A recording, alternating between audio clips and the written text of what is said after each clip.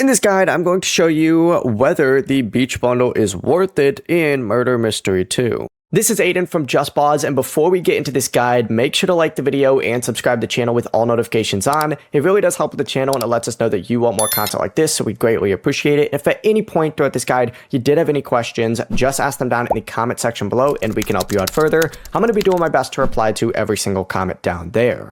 Now, in Murder Mystery 2, you can see the Beach Bundle right here. It costs 3,399 Robux and includes the Beach Godly Knife, the Sands Godly Gun, and the exclusive Ocean Effect. Now, Beachy and Sands can be purchased separately for 1,699 Robux each, so buying both individually would cost about 3,398 Robux.